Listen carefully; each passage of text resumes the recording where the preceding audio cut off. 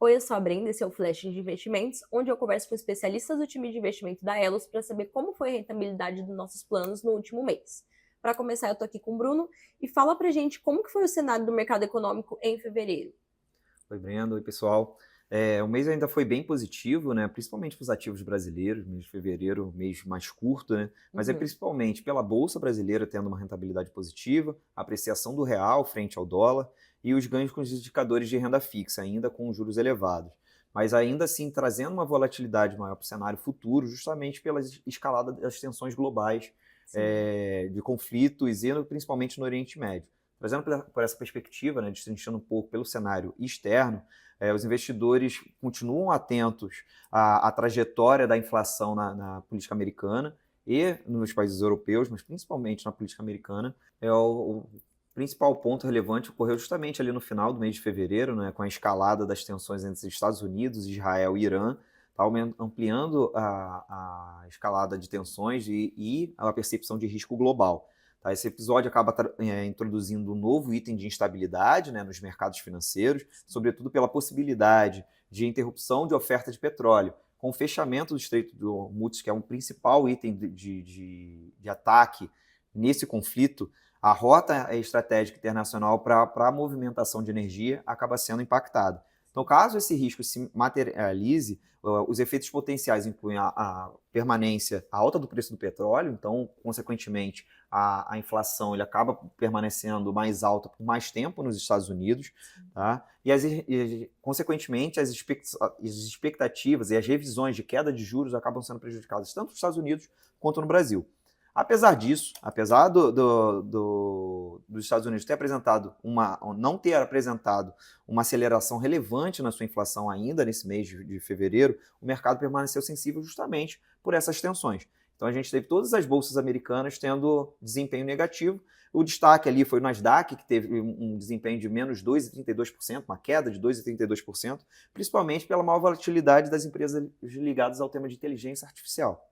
Entendi. E você até comentou sobre a situação do Brasil, né? Mas teve algum acontecimento relevante pra gente em fevereiro, durante esse período que estava rolando lá nos Estados Unidos?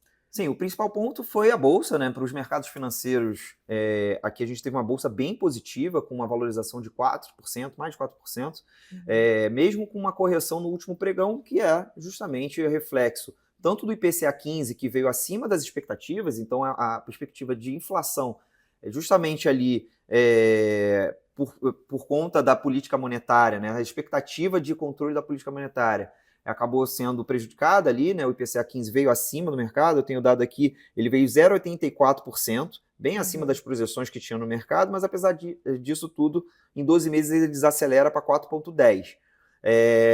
Por outro lado, né, trazendo a bolsa, foi um mês positivo, com a entrada, principalmente de entrada líquida de capital estrangeiro, então a gente teve 15 bilhões de reais entrando, aumentando o saldo positivo do ano para aproximadamente 42 bilhões de reais, tá? Uhum. E isso que ajuda também a valorizar tanto a bolsa quanto a apreciação do câmbio. Nesse sentido, a gente teve o dólar recuando 2,17% nesse mês, tá? Encerrando acotado a R$ 5,13. Então, a desvalorização da moeda americana nesse período, já em 2016, já acumula uma queda de 6,46%. Por que isso ocorre? Principalmente por ainda o diferencial de juros entre Brasil e Estados Unidos, né? A gente permanece com a taxa de juros de 15%. Uhum. A entrada de capital estrangeiro na Bolsa também valoriza o câmbio, ajuda a ter uma melhora no nosso câmbio, e esse ambiente relativamente favorável para as moedas dos países emergentes, como o Brasil, ainda trazendo o fato do diferencial de juros.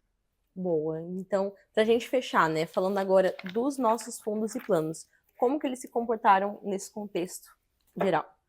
Tá. Mesmo nesse ambiente volátil, né, a gente, pela Bolsa e, consequentemente, nosso fundo de renda variável teve um destaque positivo. A renda variável, falando aqui das classes, teve um retorno de 2,37% nesse mês. Nossos Uhum. ativos de investimentos estruturados, né, os multimercados, teve 2,06%. A renda fixa teve um destaque positivo também de 0,97%. E o Uhum. exterior foi o único destaque negativo no mês, justamente pela influência do câmbio, de uma queda de 0,39%.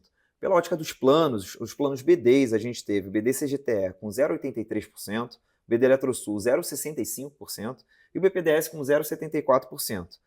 Para os planos CDs, aqueles que têm perfis de investimento, a gente teve o destaque com perfil visionário, que é aquele que tem maior exposição a ativos de renda variável, com 1,19%, o dinâmico, que tem uma exposição um pouco mais controlada, de 1,15%, equilibrado 1,11% e o protetor com 0,93%. Ah, legal. Obrigada por esse resumo, né? E se você quer saber mais sobre a rentabilidade do seu plano, acesse a área de investimentos no nosso site elos.org.br. E até a próxima!